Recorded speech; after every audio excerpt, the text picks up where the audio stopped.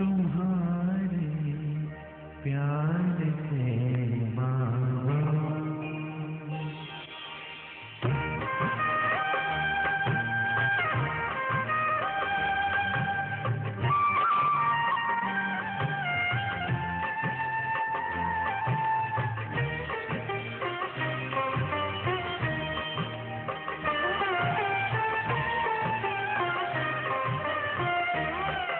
तुम्हारे प्यार से बाबा हुई राहें मेरी उजली।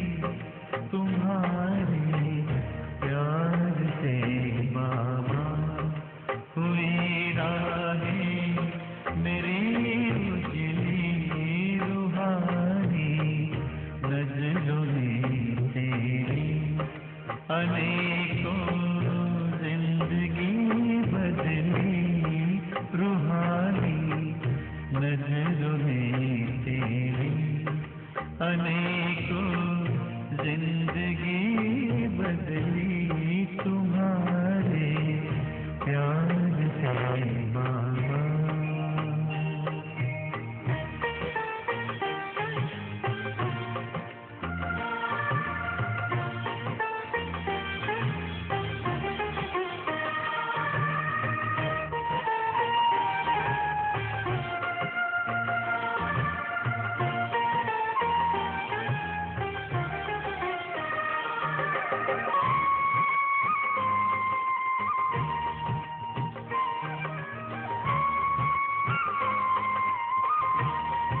मेरे मन की धरा पर तुम गगन बन के छाए हो।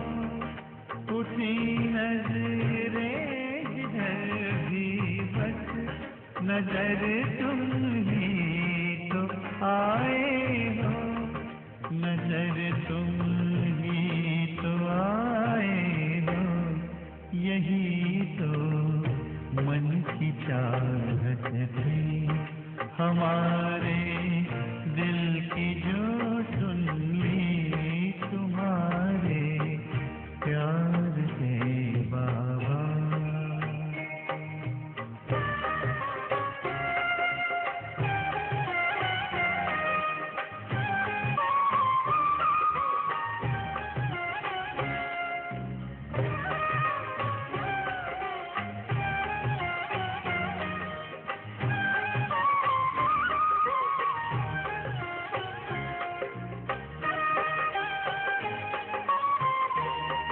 तुम्हारे साथ का एक पल कई जन्मों से बेहतर है।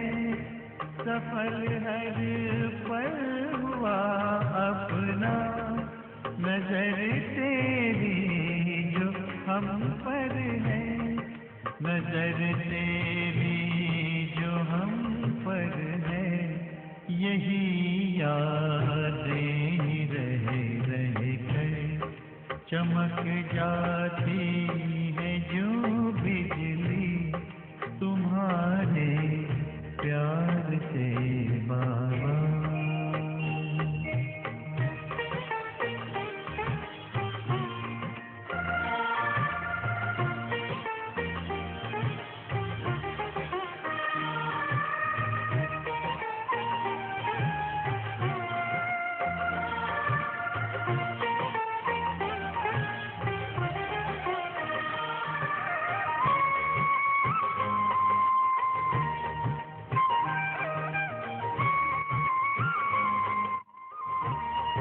लगन तुझसे लगी बाबा, मगन मन झूमता रहता। नजारा युग का नयन में घूमता रहता, नयन में घूमता रहता। वतन में उड़ते संग तेरे, चमन में फिरती जो तितली तुम्हारे प्यार से बाबा।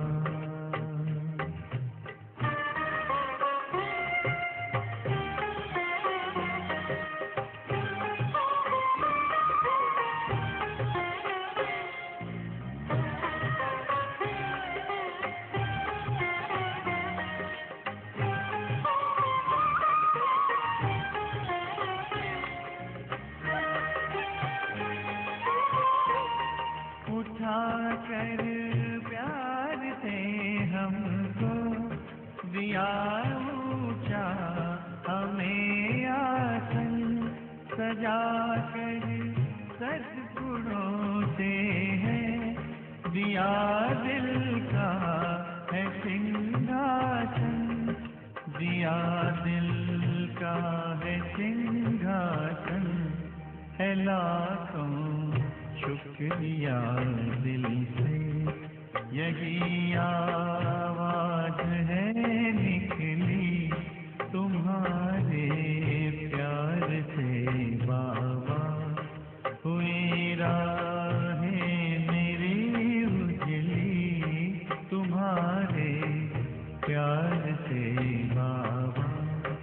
हुई राहें मेरी उजली रूहानी नजरों ने तेरी, अनेकों जिंदगी बदली रूहानी नजरों ने तेरी, अनेकों जिंदगी बदली तुम्हारे प्यार से बाबा।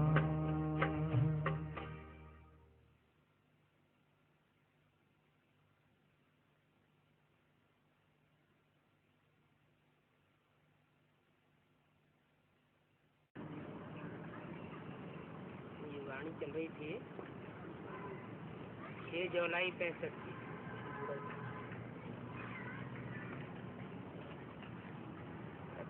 पहले पेज के मध्यांत में बात चल रही थी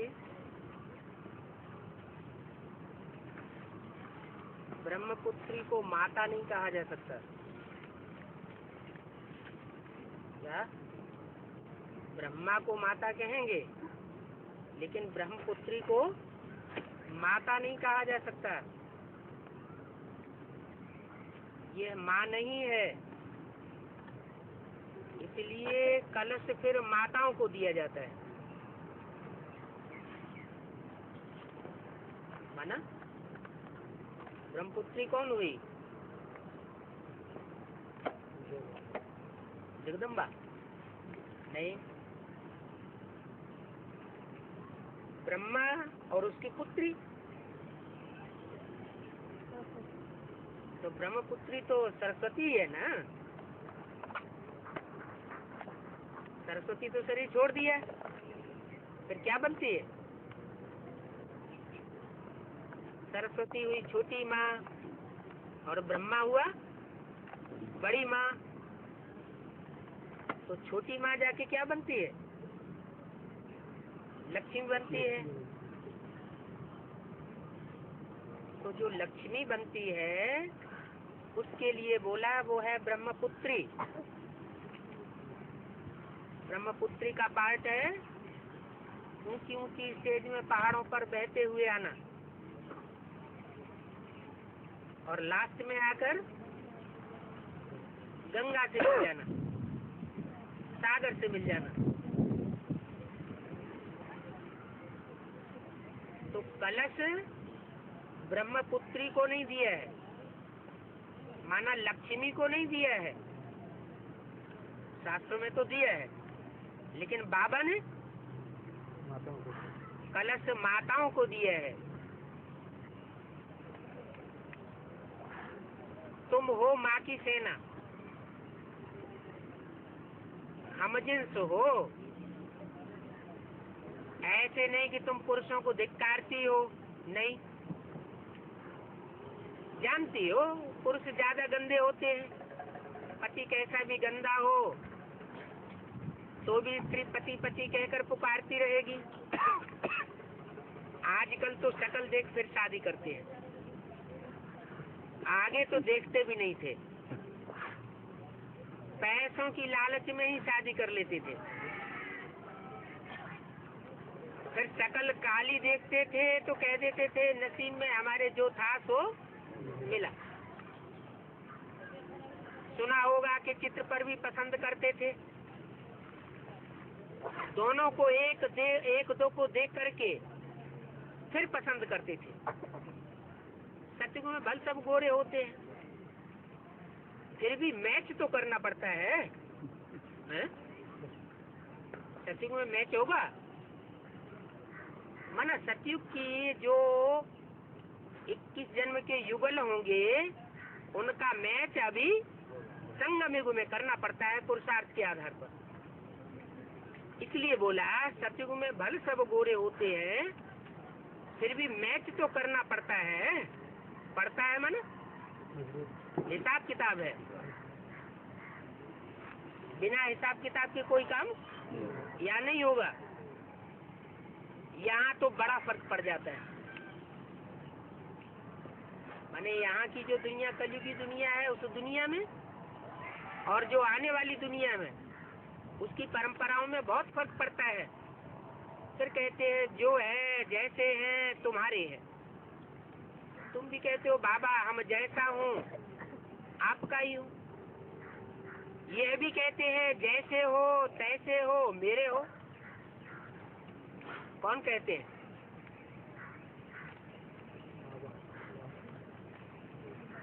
यह भी ब्रह्मा माना दादा भी कहते हैं जैसे हो तैसे हो मेरे हो। परंतु श्रीमत पर चलना पड़े। जैसे हो वो तो कोई बात नहीं, जैसे हो तैसे हो, लेकिन सुधरने के लिए क्या करना पड़े? श्रीमत पर चलना पड़े। सजनिया तो सब हैं, सब कहेंगे हम ईश्वर के हैं, लेकिन अब तुमको समझानी दी जाती है। शिव बाबा की तो सब संतान है, परंतु सिद्ध करना है कि पहले पहले है शिव की महिमा। वो है सबसे ऊंचते ऊंच। जो सबसे ऊंचते ऊंचे है उनको ही भगवान कहेंगे, इनको नहीं। क्योंकि भक्ति मार्ग में क्या समझ बैठे हैं? गीता का भगवान कृष्ण है, उसका फाउंडेशन कौन डालता है? कहाँ से पड़ता है? यही ब्राह्मणों की दुनिया से इसका फाउंडेशन पड़ता है। कि जो ब्राह्मण हैं वो ही इनको गीता का भगवान समझ बैठे हैं। इनको माने किनको? ब्रह्मा को माना, ब्रह्मा उर्फ कृष्ण को। जो कृष्ण की सोल है उसको ही भगवान समझ बैठे हैं, लेकिन वो ऊंच से ऊंच नहीं है। ऊंच से ऊंच इनको नहीं कहेंगे, उनको कहेंगे। दूर क्यों कर दिया? क्योंकि ये तो बात 65 की थी ना। उस समय भगवान का प्रत्यक्ष पार्ट प्रत्यक्ष नहीं हुआ था। जो हुआ था माँ के रूप में था, इसलिए बोला उनको ही भगवान कहेंगे। वो शिव बाबा ही वर्षा देते हैं। यह वर्षा मुक्ति जीवन मुक्ति का नहीं देते हैं, वो है निराकार। क्या? इनको तो संकल्प विकल्प आते हैं, आकारी स्टेज में भी रहते हैं, देवान में भी आते हैं, लेकिन वो जो है वो है निसंकल्पी स्टेज वाला निराकार। वो सब आत्माओं का बाप है, देहधारियों का नहीं। किसका है? सब आत्माओं का बाप है। माने जो आत्मिक स्थिति में रहने वाले हैं, जिन बच्चों को अपनी आत्मा का पता चल जाता है, आत्मिक स्थिति में टिकने का पुरुषार्थ करते हैं, उनका बाप है। तो अब तुम बच्चियों को अपनी हमजिन्स का उद्धार करना है। कौन सी बच्चियों को? तुम माताओं को अपनी हमजिन्स का उद्धार करना है। माताओं पर रिस्पांसिबिलिटी है। किस बात की रिस्पांसिबिलिटी है? कि जो बंधन में पड़ी हुई है, अपनी उन हमजिन्स को उद्धार करें। वंदे मातरम गाया हुआ है। कब गाया हुआ है? ऐसा वंदना करने योग्य कोई काम किया होगा तो वंदे मातरम गाया हुआ है। बाप भी कहते हैं, शिव बालक भी है, तो वंदे मातरम करना पड़े। किसको? किसको करना पड़े? कौन करे वंदे मातरम और किसको करे? हैं? अरे शिव बालक भी है। माताओं का कौन है? बालक है। जब माताओं का बच्चा है तो माता को क्या करना पड़े? वंदे मातरम करना पड़े। यह तुमको वंदे मातरम करते हैं। यह है, तुम उनको वंदे मातरम करते हो। यह माना ब्रह्मा तुमको वंदे मातरम करते हैं, और तुम यह ब्रह्मा जाकर के जब स्त्री चोला धारण करेंगे, माता के रूप में जगदम्बा बनते हैं, तब तुम उनको करते हो। उनको करके माता को भी दूर कर दिया, और उनको पीछे कह के जगत पिता या परमात्मा पार्ट को भी दूर कर दिया। 6 जुलाई 65 की वाणी का दूसरा पेज। तो ये वंडरफुल बात है। क्या? इनको और उनके का फर्क समझना वंडरफुल बात है। ये भी ड्रामा में नूद है। क्या? ये बात समझने समझाने की भी ड्रामा में नूद है। तुम भी जानते हो, शिव बाबा साक्षात्कार भी कराते हैं। घर बैठे भी मोर मुकुटधारी का साक्षात्कार हो जाता है। मुकुट तो सबको होता है, अभी भी मुकुट सबको है, लेकिन अभी कौन सा मुकुट है?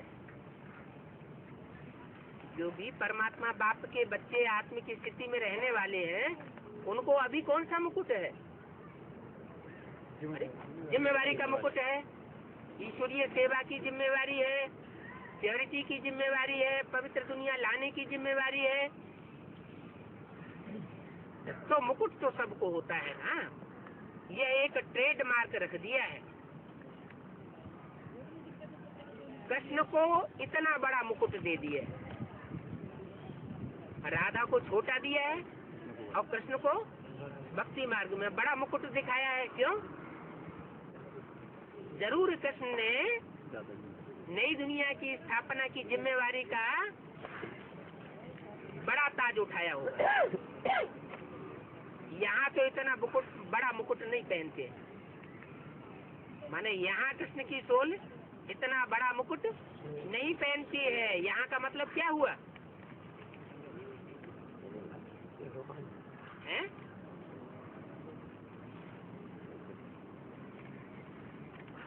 यहाँ माने ब्रह्मा के द्वारा जो पाठ चल रहा है, और फिर वहाँ के लिए बोला वहाँ तो इतना बड़ा मुकुट नहीं पहनते हैं,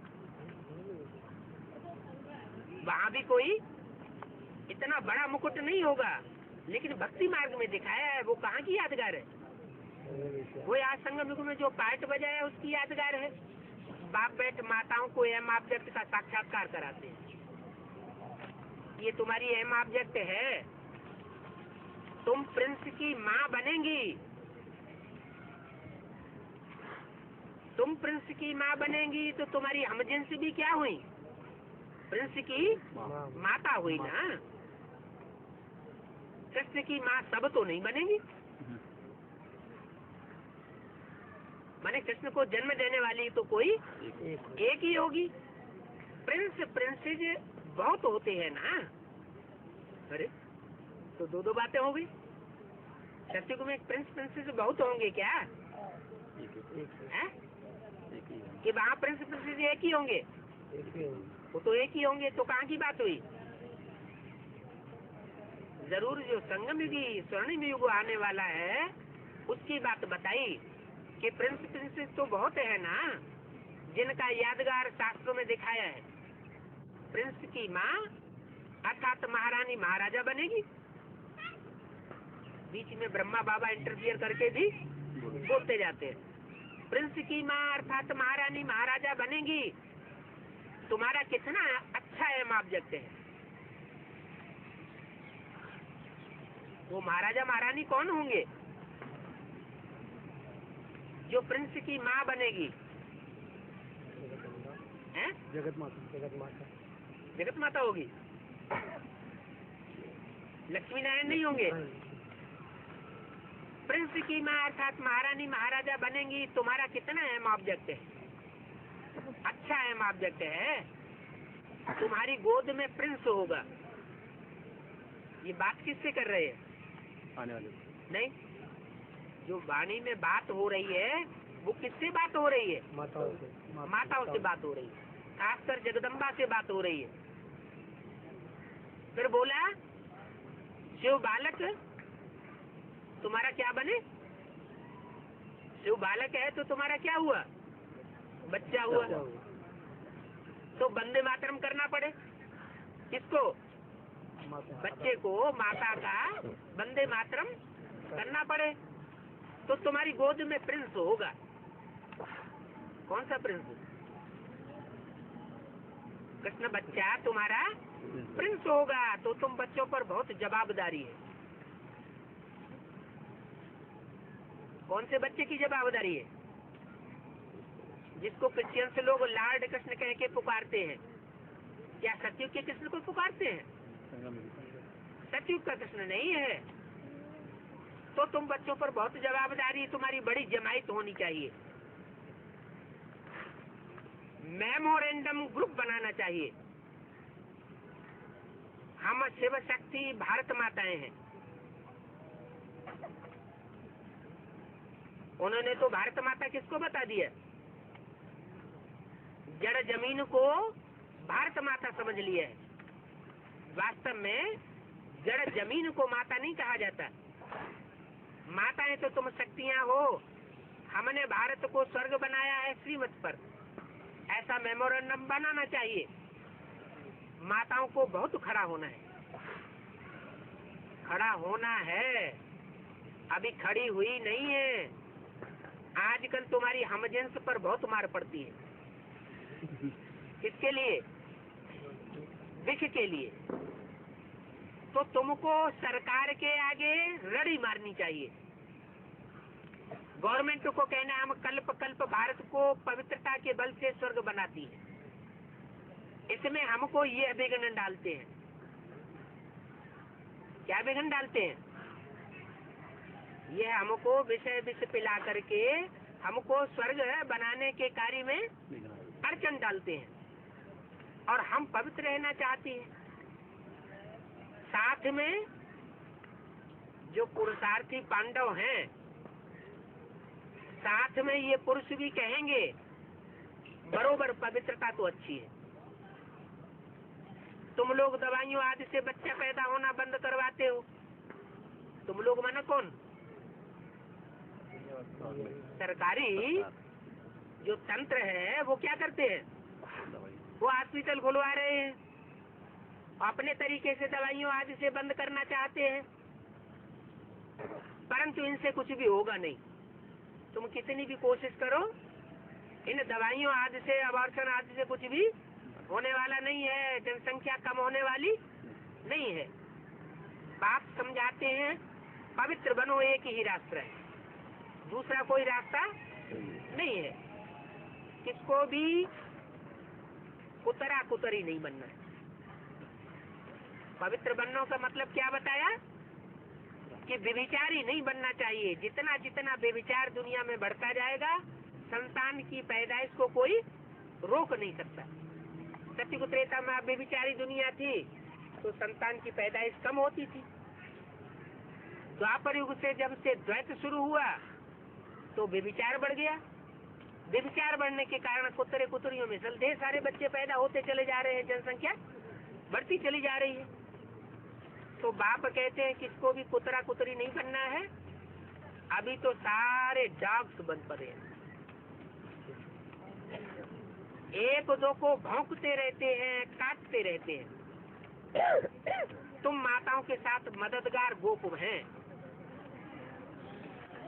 तुम्हारे कार्य में मदद करने के लिए ये गोप खड़े हुए हैं। तो हमें ये समझ होनी चाहिए, हमें माने किसे? माताओं को इस बात की समझ होनी चाहिए, जलवा दिखाना चाहिए, और गवर्नमेंट के पास रणी मारनी चाहिए। भगवान बाप कहते हैं पवित्र बनो। शिव बाबा के बच्चे तो सब हैं, तो सभी भाई भाई हो गए। फिर प्रजापिता की संतान होने से भाई बहन थे। ये बात उनके भी कान में पहुंचानी चाहिए कि जिसको एक निराकार कहते हो, ज्योति बिंदु कहते हो, उस ज्योति बिंदु शिव की तो सब संतान है। बिंदु बिंदु आत्मा आत्मा सब भाई भाई है। लेकिन जब वो प्रजापिता की सृष्टि में आकर प्रवेश करता है तो सब आपस में स्त्री पुरुष चोला होने के कारण भाई बहन बनते हैं। अब नई दुनिया स्थापन हो रही है। जैसे कल पहले प्रजापिता की संतान थी, वैसे वैसे अब सब प्रजापिता की संतान सारी दुनिया बनेगी, बन रहे हैं। हम शिव बाबा की संतान प्रजापिता के बच्चे भाई बहन बुद्धि की लेन देन अब नहीं कर सकते। ये युक्ति है। कल पहले भी बाप ने ऐसा ही पवित्र बनाया था। कैसा? कि हम आपस में भाई भाई के स्टेज में पहुंचे थे। इस माया रावण पर जीत पहनते हैं। ये रावण ही भारत का कड़ा दुश्मन है। कड़ा दुश्मन कौन सा है? क्रोध लोभ मोह अहंकार, ये कड़े दुश्मन नहीं है। कड़ा दुश्मन है काम महाशत्रु। रावण से हारे हार। राम आकर इस पर जीत पहनाते हैं। क्या किसका नाम लिया? राम रावण की लड़ाई प्रसिद्ध है, तो जरूर राम ने आकर अब व्यभिचारी बनाया होगा। रावण व्यभिचारी बनाता है, रावण से हारे हार है। परंतु अब तक कईयों का पति में ऐसा मोह है जो बात मत पूछो। बाप कहते हैं तुम आजकल जिन्हों को गुरु बनाते हो वो तो तुम्हारी हमजिन्स को विधवा बनाए घर बार छोड़ जाते हैं। कौन? सन्यासी लोग। और कहते हैं नारी नरक का द्वार है। खुद गलती करते हैं और गलती थोपते किसके ऊपर है? नारियों के ऊपर। अब तुम माताओं को कलश मिलता है, वो तुमको दोष देते हैं और बाप आकर तुमको ज्ञान का कलश देते हैं। समझाना है हम तो स्वर्ग के द्वार हैं, हम नरक के द्वार है नहीं, तुमने बनाया है। माना स्त्री जाति को पुरुष ने ही नीचे गिराया है, भगवान आकर उनको माताओं को ऊंचा उठाते हैं। हम स्वर्ग के द्वार हैं, उन्होंने कलश लक्ष्मी को दिखा दिया है। भक्ति मार्ग वाले गुरु ने कलश किसको दिखाया है? क्यों? लक्ष्मी को कलश किस लिए दिखा दिया? भगवान ने तो आकर के कलश माताओं को दिया, फिर लक्ष्मी को क्यों दिखाया? है ज्ञान बांटने। हाँ, भक्तों को प्राप्ति होती है डायरेक्ट भगवान से नहीं होती है। किससे होती है? लक्ष्मी से प्राप्ति होती है, तो उन्होंने लक्ष्मी का नाम दे दिया है। परंतु लक्ष्मी तो पवित्र है। ज्ञान जल की आवश्यकता किसको है? माताएं अपवित्र होती हैं या कन्याएं अपवित्र होती है? अपवित्र कौन होती है? माताएं अपवित्र होती है। तो माताओं का ज्ञान कलश मिलता है भगवान के थ्रू। एडवांस पार्टी में रुद्रमाला के जो मणके हैं उनको पहले कलश क्यों मिलता है, जो राजा बनने वाली आत्माएं? विजयमाला के बच्चों को पहले क्यों नहीं मिलता? उनको ज्ञान पहले क्यों नहीं मिलता एडवांस? ज्यादा जरूरत किसको है? जो ज्यादा पतित बने हैं उनको पहले जरूरत है। जो पतित बने ही नहीं उनको ज्ञान की क्या दरकार? गंद साफ करने के लिए ज्यादा पानी की जरूरत है गंदे कपड़े को। जो कपड़ा साफ है उसको ज्यादा पानी की दरकार है ही नहीं। तो बोला उन्होंने भला कलश लक्ष्मी को दिखाया है, परंतु लक्ष्मी तो पवित्र है, उसको ज्ञान जल की इतनी दरकार नहीं है। वो ज्ञान अमृत का कलश क्या करेंगी? है? अगर उनको ज्ञान अमृत मिलेगा भी तो दूसरों को बांट देंगी, उनको खुद को दरकार तो है नहीं। ज्ञान का कलश है जगदम्बा पर। क्या कहा? ज्ञान का कलश है जगदम्बा पर, लक्ष्मी पर नहीं। अब परमपिता परमात्मा ने फरमान निकाला है कि काम महाशत्रु है।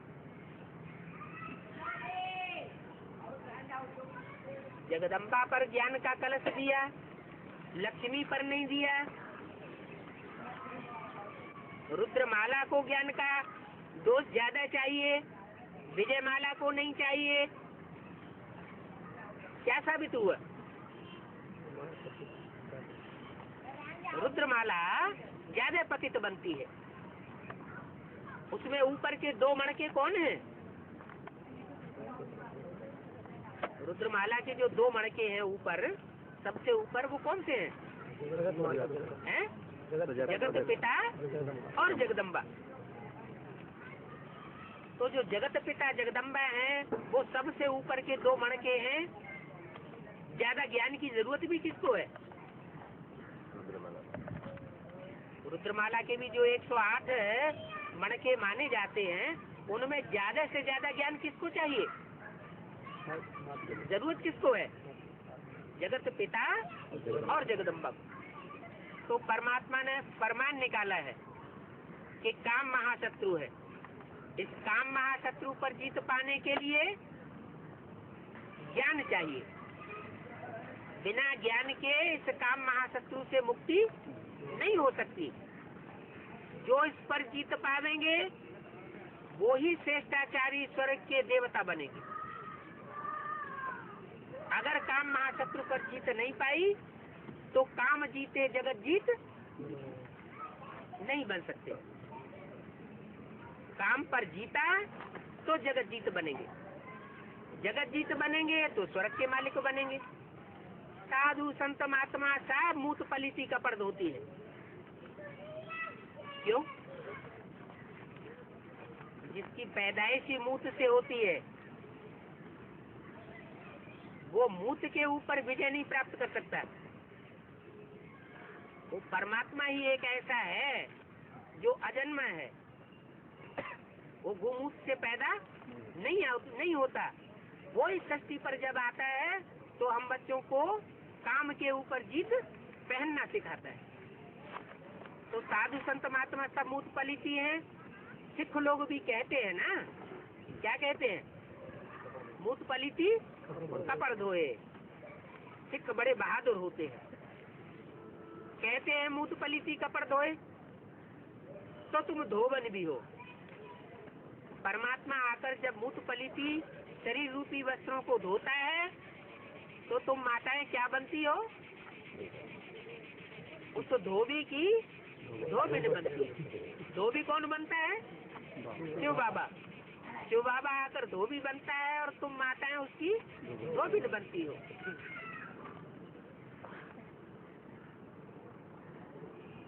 बीके की जैसे कि सेना इकट्ठी हो गई। कोई को तो पता भी नहीं है, कोई को तो फिर पता है भी। कौन कौन कहाँ है, सब सेंटर के बच्चों को तो बुला नहीं सकते। माताओं को तो और भी नहीं बुला सकते, क्योंकि माताओं को तो बहुत बंधन होते हैं। बच्चों आदि को भी माताओं को संभालना पड़ता है। नहीं तो पुरुष रिपोर्ट करते हैं कि बच्चों को छोड़ करके बाबा से मिलने चली गई। यूं तो पुरुष चले जाते हैं तो घर बार कौन संभालता है? तुमको तो दिखाना है। वो हठ योग सिखलाते हैं और हम राजयोग सिखलाते हैं। हम घर बार छोड़ना नहीं पढ़ाते। क्या भगवान जो पढ़ाई पढ़ाते हैं उसमें घर बार छोड़ने की कोई बात नहीं है। अर्जुन गृहस्थी था या सन्यासी था? अर्जुन तो गृहस्थी था। तो अर्जुन जैसे पांडवों को, गृहस्थियों को भगवान ने आकर के गीता ज्ञान सुनाया। भीष्म पितामह द्रोणाचार्य ने भी ज्ञान सुना, लेकिन उन्होंने उसको उठाया नहीं। ज्ञान सुनकर भी कौरवों का पक्ष लिया। तो ज्ञान लेने के बाद भी अगर कोई उल्टी चलन चले, सत्य का पक्ष धारण न करे, तो ज्ञान लेने से फायदा नहीं हुआ। तो पुरुष रिपोर्ट करते हैं, पुरुष चले जाते हैं घर बार छोड़ करके। तो तुमको दिखाना है हठ योग सिखलाते हैं और हम राजयोग सिखलाते हैं। इसलिए हमको ये सहूलियत मिलनी चाहिए, गवर्नमेंट को रड़ी मारनी चाहिए। कन्याएं मिलकर मोमेरेंडम, माताएं मिलकर मोमेरेंडम दें सरकार को कि हमको पवित्र रहना है। बिना पवित्रता के भारत में स्वर्ग स्थापन नहीं हो सकता, राम राज्य स्थापन नहीं हो सकता। हमको ये सहूलियत मिले कि कोई भी हमको नगन न करे। कहते हैं कि पुरुष बाजारी बैल है तो नारियां भी कम नहीं है, वो भी वैश्याएं बन बैठती है। इसलिए बाबा ने समझाया था, तुम वैश्याओं को भी समझाओ कि ये गंदा धंधा करना बंद कर दो। तुम्हारे कारण भारत की बहुत बदनामी हुई है। अभी तुम ये धंधा छोड़ करके स्वर्ग का द्वार बनो। पुरुषों ने तुमको नरक बनाया है और नरक में बैठाया है। तुम स्वर्ग का द्वार बनो, तुम ये काम करके दिखाओ तो तुम्हारा नाम बहुत बाला हो जाएगा। इन बेचारियों का भी कल्याण करना है। इनका इसकी बात बताई। जो भी वैश्याएं हैं, जो बंधी पड़ी है वो धंधा करने के लिए, उनको भी समझाओ ये संगम युग है कल्याणकारी, सबका कल्याण करना है। पवित्रता पर खूब रणियां मारती है, कहते हैं बी के बाहर नहीं निकलती है, प्रदर्शनी करती हो। इन वैश्याओं पर रहम करो। गवर्नमेंट भी इन्हों को कुछ न कुछ काम में लगाती रहती है। ऐसा तुम समझाओ जो अखबार में पड़ जाए। बीके तो इन वैश्याओं को भी ज्ञान दे करके गंदे धंधे से छुड़ाए रही है, क्योंकि काम महाशत्रु है। इससे तुम पतित पलिती क्यों बनते हो? ये सारी दुनिया भ्रष्टाचारी है। 6 जुलाई सन 65 की वाणी का 3रा पेज। बाप आए करके इस वैश्यालय में माताओं को उठाते हैं। गोपों का काम है इन माताओं का मददगार बनना। अब जो मेहनत करेगा सो पावेगा। अपनी हमजिन्स पर रहम करना चाहिए। इसके ऊपर रहम करने के लिए बोला। कौन सी हमजिन्स? बात किससे हो रही है? माताओं से बात हो रही है। तो माताएं किसके ऊपर रहम करें?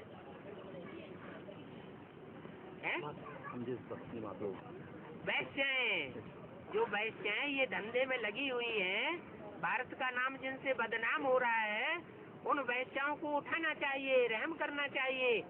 इनका नाम ही है वैश्यालय, और वो स्वर्ग में होगा शिवालय।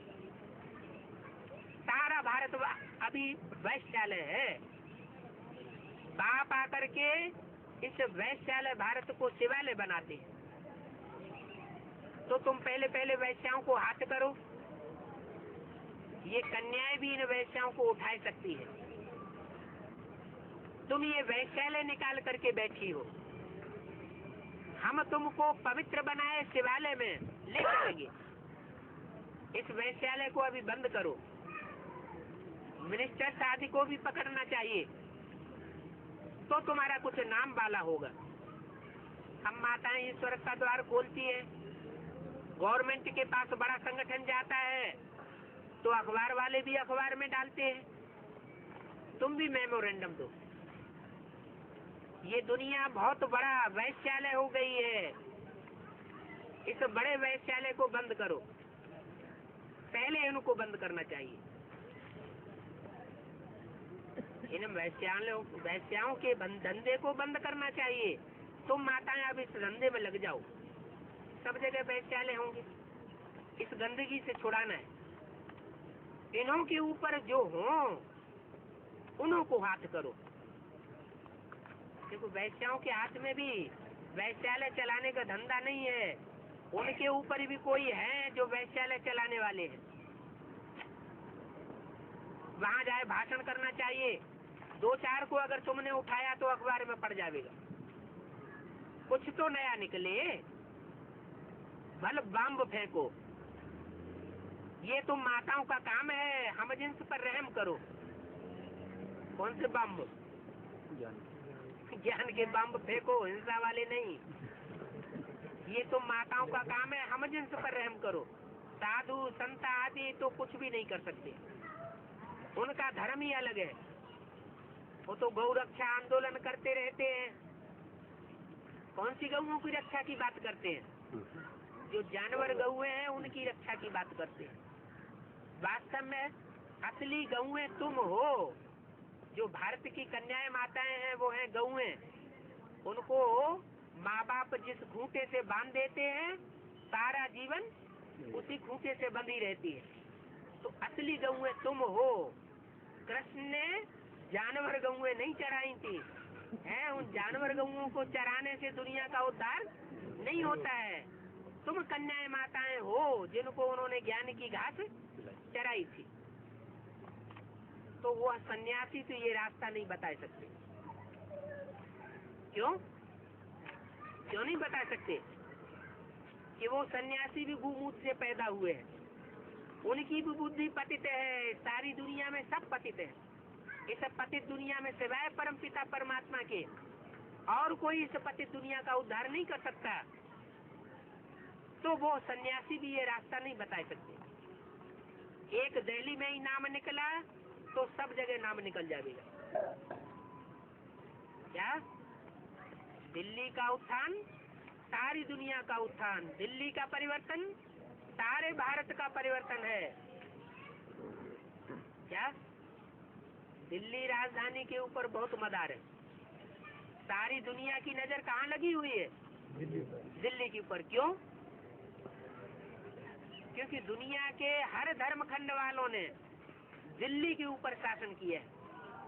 दुनिया का और कोई शहर ऐसा नहीं है जहाँ हर धर्म के लोगों ने शासन किया हो। एक दिल्ली ही है जहाँ सब धर्म वालों ने अपना कब्जा जमाया है। क्यों क्यों ऐसा हुआ? क्या दिल्ली जगत जननी है? अभी भी कहा भारत जड़ जमीन को भारत माता नहीं कहा जाता। भारत की जो कन्याएं माता हैं पवित्रता को पालन करने वाली, वही वास्तव में वंदे मातरम कहलाने योग्य है। उन वंदे मातरम में भी कोई एक मुख्य माता है जो जगदम्बा बनती है, वही दिल्ली का प्रतिनिधित्व करने वाली जगदम्बा है, जिसका नाम है दिल्ली। क्या ली? दिल्ली। परमात्मा बाप की भी नजर दिल्ली के ऊपर है। दिल्ली का परिवर्तन होगा तो सारी दुनिया का परिवर्तन हो जाएगा। अब वो दिल्ली जड़ है या चैतन्य है? पहले चैतन्य का परिवर्तन होगा कि पहले जड़ का परिवर्तन हो जाएगा? चैतन्य आत्मा पहले अपना परिवर्तन कर सकती है। जड़ जमीन का परिवर्तन नहीं हो सकता। जड़ प्रकृति है, प्रकृति का परिवर्तन बाद में होता है, क्योंकि प्रकृति जड़ को अपनी बुद्धि नहीं है, आत्मा को तो अपनी बुद्धि है। तो जिनको अपनी बुद्धि है वो ज्ञान को समझ करके अपना परिवर्तन और दूसरों का परिवर्तन कर सकते हैं। तो एक दिल्ली में अगर नाम निकला तो सब जगह नाम निकल जाएगा। फिर ये आर्य समाजी आदि सब पीछे रह जाएंगे। क्या आज भारतवर्ष में कौन से धर्म का नाम ज्यादा बाला है? आर्य समाजियों का नाम बहुत बाला है। सारी राजाई जैसे उनके हाथ में आई हुई है। जो सत्ता चल रही है राजाई की, वो कैसी सत्ता है? धर्मनिरपेक्ष राज्य। कैसा राज्य है? हमें किसी खास धर्म की अपेक्षा नहीं है। हिंदू धर्म हो, चाहे मुसलमान धर्म हो, चाहे सिख धर्म हो, चाहे ईसाई धर्म हो, हमको तो वोट चाहिए। किसी धर्म विशेष की उनको अपेक्षा नहीं है। तो आर्य समाजियों का कोई अपना स्पेशल धर्म नहीं है। कहते हैं क्या? हिंदू धर्म, लेकिन वास्तव में हिंदू तो कोई धर्म होता ही नहीं। ये आर्य समाजी सब पीछे रह जाएंगे। तुम एक ही बात समझते हो और समझाते हो। क्या? एक भगवान बाप है। बाप से तो वर्षा मिलना चाहिए। भगवान अगर सारी सृष्टि का बाप है तो उससे कुछ वर्षा मिला होगा ना। भारत बरोबर शिवालय संपूर्ण निर्विकारी था। कब? जब रामकृष्ण का राज्य था सत्ययुग त्रेता में। सत्ययुग में नारायण का राज्य था। हे कृष्ण नारायण वासुदेव कहते हैं, तो जरूर जो कृष्ण है वही नारायण है। नारायण का राज्य था सत्ययुग में, और त्रेता में राम का राज्य था। वो सत्ययुग त्रेता ही स्वर्ग था। तो भारत बरोबर संपूर्ण शिवालय था, निर्विकारी था। अब देखो कैसा विकारी है। बाबा का बनना यानी स्वर्ग का मालिक बनना। बाबा का बनने का मतलब क्या हुआ? जैसे बाबा चलाए वैसे चले। तुमको और कोई तकलीफ नहीं देते हैं। क्या? राजयोग का पुरुषार्थ करने के लिए तुमको कोई खास तकलीफ नहीं देते हैं। सिर्फ श्रीमत पर चलो और पवित्र बनो। सिर्फ शिव बाबा को याद करना है, देह अभिमान में नहीं आओ। सबसे बड़ी गलती कौन सी होती है? हम जो आत्मा है, प्रकृति के मध्य में चमकता हुआ सितारा है, वो सितारे को हम भूल जाते हैं। क्या समझ बैठते हैं कि हम ये इतना बड़ा शरीर है। देवान में मत आओ, पहले बाप के पास जाना है। वो ही ये कहते हैं कि विकारों को छोड़ो। बाप के नजदीक पहुंचने के लिए क्या करना पड़े? काम, क्रोध, लोभ, मोह, अहंकार, इन 5 विकारों को त्यागना पड़े। ये रावण तुम्हारा आधा कल्प का शत्रु है। ये रावण के सिर हैं, काम, क्रोध, लोभ, मोह, अहंकार। सिर्फ पुरुष के विकार काम करेंगे दुनिया में। अगर स्त्री न हो स्त्री के अंदर भी वही 5 विकार हैं, पुरुष के अंदर भी वही 5 विकार हैं। 10 विकार मिलकर क्या हो जाते हैं? रावण का 10 सिर बनता है। ये 10 सिर का रावण का राज्य सारी दुनिया में हर मनुष्य के ऊपर छाया हुआ है। कोई स्त्री पुरुष नहीं है जो इस रावण राज्य से बाहर हो।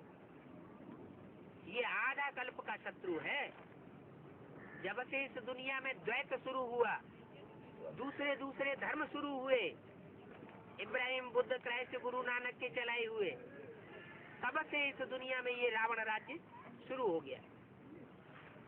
अब मैं आकर के इसको शिवालय बनाता हूँ। मैं जब आकर शिवालय बनाता हूँ तो उस दुनिया में जो ये इतने भी मतभेद फैले हुए हैं, मंदिर, मस्जिद, गिरजाघर, गुरुद्वारे आदि बने हुए हैं, ये सब चलायमान हो जाएंगे। एक ही शिवालय रह जाएगा। तो इसके लिए अब बाप की मत पर चलना है। शिवालय है देवी देवताओं के रहने का स्थान। इसी दुनिया में, इसी भारत में शिवालय था। देवी देवताओं का राज्य था।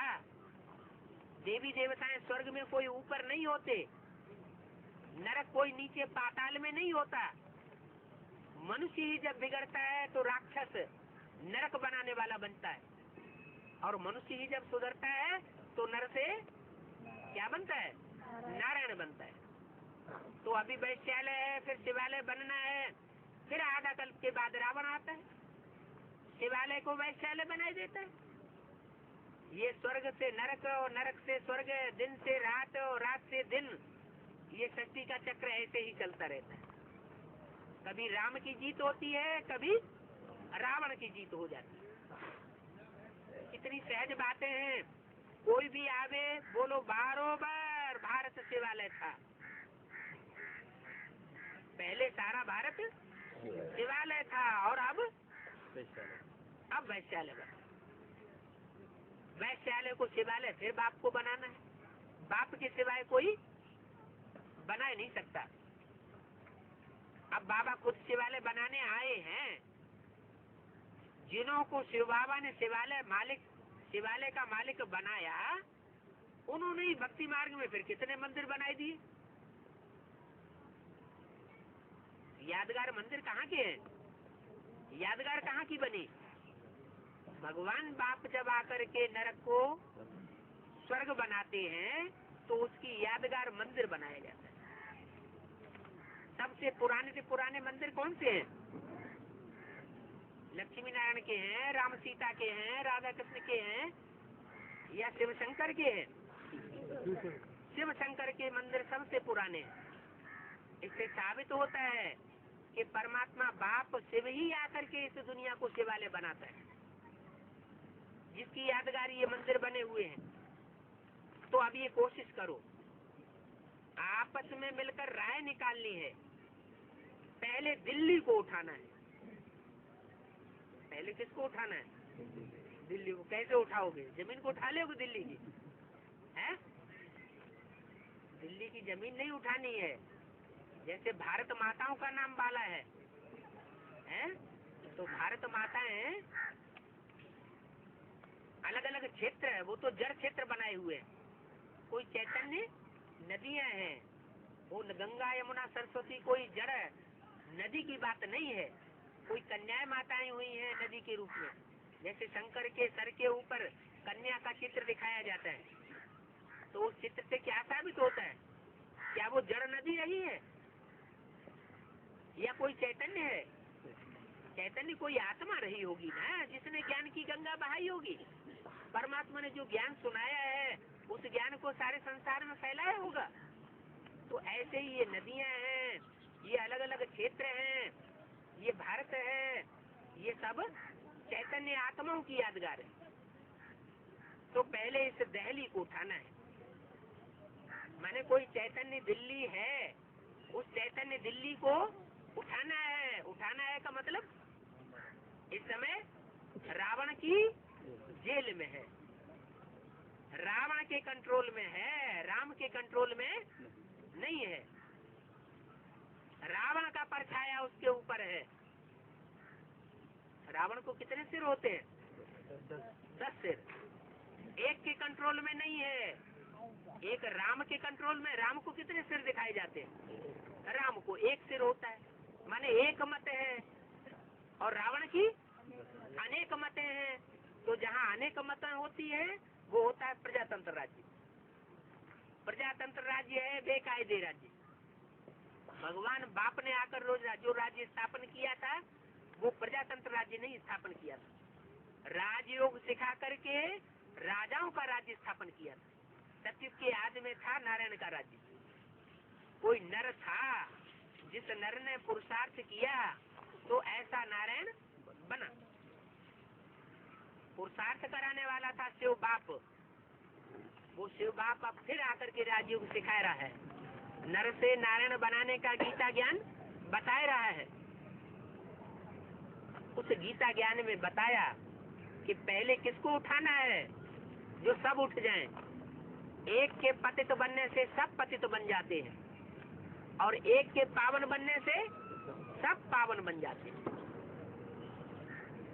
तो किसको पहले उठाना है? दिल्ली को पहले उठाना है। माना कोई है, कोई आत्मा जिसके ऊपर सारा मदार है, उसके ऊपर अगर बुद्धियोग का एकाग्रता का प्रसाद नहीं चढ़ाया तो काम बनने वाला नहीं है। नारी निकेतन भी बहुत होंगे। उन मनुष्यों ने तो ढेर सारे नारी निकेतन खोले हैं जिनमें नारियों को संरक्षण मिल रहा है। माताओं को खुश होना चाहिए कि बाप आकर के अभी असली नारी निकेतन खोल रहे हैं। प्रदर्शनी में कितनी मेहनत, कितना खर्चा करते हैं। मुश्किल 2-5 निकलते हैं जो समझने वाले होते हैं। समझो 2 हाल लिए, वहाँ कोई ठहरते हैं। 50,000 आए, उनमें 2-4 निकलेंगे। कोई विरला निकले जो राजाई पद लेवे। तो ये सब चलता रहेगा। क्या जो गीता में बोला हुआ है, क्या बोला है कि शास्त्रों में से कोई एक पुरुषार्थ करता है और जो शास्त्रों में से निकलते हैं पुरुषार्थ करने वाले, उन हजारों में से कोई एक प्राप्ति कर पाता है। जो परमात्मा आके राजयोग सिखाते हैं उस राजयोग को सब कोई नहीं सीखते। भवानी के बच्चे ने भी अच्छी युक्ति से प्रोजेक्टर बनाया है। क्या यज्ञ में सबसे पहले हुजूम को संदेश देने का सबसे पहला साधन कौन सा निकला था? Projector show. तो प्रोजेक्टर शो किसने बनाया था? वो तो जड़ प्रोजेक्टर शो था। किसने बनाया? कोई भवानी माता थी जिसके बच्चे ने प्रोजेक्टर शो तैयार किया था। वो तो जड़ प्रोजेक्टर शो था। है? कोई भवानी माता रही होगी। असली भवानी कौन है? अच्छा, जगदम्बा है, सारे जगत की अम्बा, जगत की जननी। उसके ऊपर सब बच्चों का हक है। जैसे दिल्ली के ऊपर सारी दुनिया का हक है। सारी दुनिया ने दिल्ली को ऊपर राजाई की है, राज्य भोगा है। तो वो भवानी के बच्चे ने अच्छी युक्ति से प्रोजेक्टर बनाया है जो आज तो वो होता है अंत में। पहले पहले शिव बाबा का परिचय देना है। प्रोजेक्टर में क्या करना है? जो समझानी देनी है उसमें सबसे पहले शिव बाबा का परिचय दो। प्रोजेक्टर में और ट्रांसलाइट के जो चित्र होते हैं उसमें क्या अंतर होता है? या टीवी में जो चित्र निकलते हैं चलचित्र, उनमें क्या अंतर होता है? सिनेमा के चित्रों में और प्रोजेक्टर के चित्रों में क्या अंतर होता है? हाँ, वो जड़ चित्र होता है, स्थायी होता है, चलचित्र नहीं होता। और जो टीवी में दिखाया जाता है वो चलचित्र होता है। तो शुरुआत में प्रोजेक्टर से शुरुआत हुई। तो शिव बाबा हमारा बेहद का बाप है, ये प्रोजेक्टर पर तुम समझाओ। तुम कहते हो ईश्वर सर्वव्यापी है, क्या समझाओ? तुम कहते हो ईश्वर सर्वव्यापी है, हम कहते हैं ईश्वर सर्वव्यापी होकर इस सृष्टि पर नहीं आता। क्या? वो तो एक व्यापी होकर के आता है। एक व्यापी होकर के आएगा तो एक को याद करना सहज होगा, यह सर्वव्यापी होगा तो सहज होगा। एक को याद करना सहज होता है या अनेकों को याद करना सहज होता है? एक को याद करेंगे तो सहज होगा। तो बताया शिव बाबा हमारा बेहद का बाप है, बाप को भी कभी भी सर्वव्यापी नहीं होता है। तुम कहते हो ईश्वर सर्वव्यापी है कुत्ते बिल्ले में, अथवा कुत्ते बिल्ले जैसा पाठ बजाने वाली आत्माओं में भी परमात्मा है, ऐसा नहीं होता है।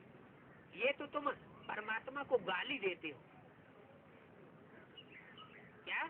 ये तो तुमने ग्लानि की है। ये है ही पतित भ्रष्टाचारी दुनिया। पतित भ्रष्टाचारी दुनिया में भगवान को भी गाली देने लग पड़ते। इसमें सारी दुनिया आ गई। मूत पलीते तो सब होते हैं, स्वर्ग में मूत होता ही नहीं। क्या? स्वर्ग में जो पैदाइश होगी वो मूत की पैदाइश नहीं होगी। जैसे मोर और ढेल का गायन है, मोर और ढेल को कभी किसी ने संभोग करते नहीं देखा होगा। मोर जब नाचता है तो जो फीमेल मोरनी है वो उसका आंसू पी लेती है और आंसू से ही उसका गर्भ ठहर जाता है। तो ये एक मिसाल है, ये देह अभिमान की पूंछ की मिसाल कृष्ण को माथे पर दिखाई गई है। क्या? कृष्ण को जो 16,000 रानियां दिखाई गई हैं, वो कोई विकार की बात नहीं थी। काहे की बात थी? राजयोग की बात थी। वो इतना बड़ा राजयोगी था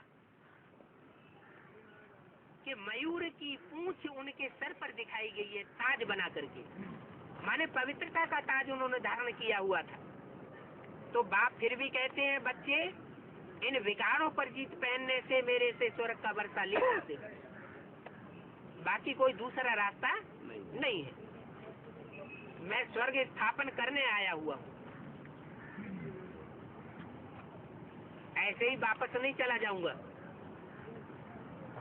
मैं इस नरक की दुनिया को स्वर्ग बना करके जाऊंगा। मनुष्य गुरुओं ने तो इस दुनिया को नीचे गिराया है।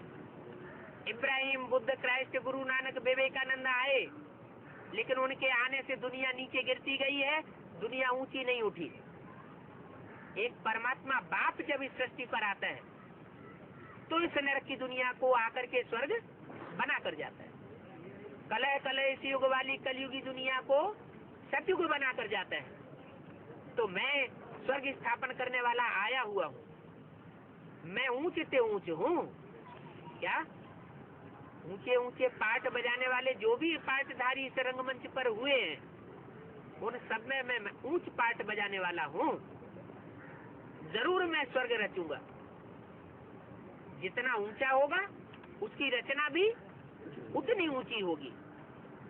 तुम समझते हो सुख दुख ईश्वर देते हैं। भक्ति मार्ग में क्या समझते हैं? किसी को दुख मिला तो भगवान ने दिया, किसी को सुख मिला तो भगवान ने दिया। तो भगवान इतना ऊंच है तो ऊंच काम करेगा या नीच काम भी करेगा? सुख और दुख देना ये तो मनुष्यों का काम है। भगवान क्या करता है? भगवान तो सुखदाता कहा जाता है। वो सिर्फ सुख ही देता है, किसी को दुख नहीं देता। इसलिए उसका नाम क्या है? उसका असली नाम है शिव। शिव माना कल्याणकारी। वो जो भी करेगा, जो भी बोलेगा, जो भी सोचेगा, उस सब बातों में कल्याण ही कल्याण समाया। तो लोग समझते हैं कि परमात्मा ही सुख दुख देता है, परंतु नहीं, मुझे तो दुख हरता और सुख करता कहा जाता है। मैं कलयुगी दुनिया के दुखों को हरण कर लेता हूँ और सतयुगी दुनिया में जो सुख होते हैं 16 कला संपूर्ण, उन सुखों का मैं निर्माता हूँ। तो फिर मैं दुख कैसे दे सकता हूँ? दुखी बनाने वाला ये पुराना तुम्हारा दुश्मन है रावण। क्या? जो रावण तुम्हारी आत्मा में घुसा हुआ है, मन बुद्धि में ही बैठा रहता है, काम क्रोध लोभ मोह अहंकार, ये तुम्हारा पुराना दुश्मन है। ये दुश्मन है तब तो जलाते आते हैं। हर वर्ष दशहरा मनाते हैं तो क्या करते हैं? रावण को जलाते हैं। तो ये जलाने की यादगार कहाँ की है? जरूर रावण ने दुख दिया है तो रावण को जलाते हैं। बड़े बड़े राजाएं भी इस रावण के जलाने में, दशहरा मनाने में इंटरेस्ट लेते हैं। कहाँ से इंटरेस्ट लेते हैं? इतने बड़े बड़े रावण के चित्र बनाते हैं, इंटरेस्ट तो लेते हैं ना। मैसूर का राजा कितना हुजूम इकट्ठा करके दशहरा मनाता था। आज भी मैसूर की रामलीला बहुत प्रसिद्ध है। तो बोला बड़े बड़े राजाएं भी इस बात में बहुत इंटरेस्ट लेते हैं, समझते कुछ भी नहीं है कि हम रावण को क्यों जलाते हैं। रावण का पुतला बनाएंगे और फिर उसमें आग लगाएंगे। हर वर्ष रावण बनाते हैं, हर वर्ष रावण का पुतला बड़ा बड़ा बनाते चले जाते हैं। राम के चित्र वही छोटे छोटे बनाएंगे और रावण का चित्र हर साल बढ़ाते चले जा रहे हैं। बात कहाँ से पैदा होती है ये बड़ा बनाने की? जरूर इस दुनिया में दुख बढ़ाने वाला रावण बड़ा होता जाता है। क्या? राम गुप्त होता जाता है और रावण प्रत्यक्ष होता जाता है, बड़ा रूप धारण करता जाता है, जिसकी यादगार में ये बड़ा चित्र बनाते जाते हैं। अब भगवान और बाप आए हैं इस रावण राज्य को खलास करने। राम सीता आदि को बहुत मानते हैं भारत में, धूमधाम से रामलीला मनाते हैं। विलायत से भी रामलीला खेलने वालों को इनवाइट करके बुलाते हैं। भारत कितना मूर्ख बन पड़ा है। क्या रामलीला खेलने से राम राज्य आ जाएगा? राम की सीता चुराई गई। अरे राम भगवान है, जब उनकी सीता पत्नी को चुरा लिया जाएगा तो फिर बचेगा कौन? तो दंत कथाएं लिख दी। राम को और कोई मनुष्य नहीं मिला जो उन्होंने बंदरों की सेना ली। बंदरों की, भालुओं की सेना राम ने ली और रावण को मनुष्य मिल गए। नहीं, असलियत ये है कि बंदर जैसे मनुष्य हो जाते हैं कलयुग के अंत में। बंदर में सबसे जास्ती विकार होते हैं, सबसे जास्ती जानवर होता है बंदर, विकारी। काम विकार अति का होता है उसमें, क्रोध विकार अति का होता है, अहंकार अति का होता है। अगर हाथी भी निकलेगा ना सामने से तो उसको भी गुरुर गुरुर करने लग पड़ेगा। तो 5 विकार जिस जानवर में सबसे जास्ती होते हैं, ऐसे जानवरों का मिसाल दिया है राम की सेना में। बाकी कोई बंदर है राम की सेना में नहीं थे। राम की सेना में मनुष्य थे जो बंदरों में चलते। तो बंदरों की सेना ली, ये यहाँ का गायन है, प्रैक्टिकल यादगार है। 4था पेज। तो कितने मूर्ख बुद्धि बन पड़े। अब उन मूर्खों को बुद्धिमान बनाने के लिए बाप इस सृष्टि पर आया हुआ है। ऐसी ऐसी बातें शास्त्रों में लिख करके बुद्धि को भ्रष्ट कर दिया है। करने वाले कौन है? यही गुरु लोग। अब इन गुरुओं से दुनिया का उद्धार नहीं होना है, तो माताओं के द्वारा परमात्मा बाप इस दुनिया का उद्धार करने के लिए आए हैं। तो माताओं को खड़ा होना चाहिए। सबसे पहले किसकी सेवा करनी चाहिए? जगदम्बा की सेवा करनी चाहिए। जगदम्बा के मंदिर में जाओ, ये बात दुनिया वालों के लिए सिखा रहे हैं, ब्राह्मणों को बता रहे हैं, ब्राह्मणों को बाबा पढ़ाए रहे हैं। ब्राह्मणों को ये कार्य करना है, उसमें भी खास माताओं को करना है। क्या? दिल्ली जगदम्बा जिसका टाइटल है, वो जगदम्बा जब सरेंडर हुई थी तो अपने आप सरेंडर नहीं हुई थी। कोई दिल्ली की माताएं थी जिन्होंने धक्का लगाया था। तब सरेंडर हुई थी। तो माताओं के ऊपर जिम्मेवारी रखी हुई है जगदम्बा को उठाने की। जगदम्बा उठेगी तो सारी दिल्ली उठ जाएगी, सारी दिल्ली उठेगी तो सारा भारत उठ जाएगा। एक के ऊपर सारा मदार। ओम शांति।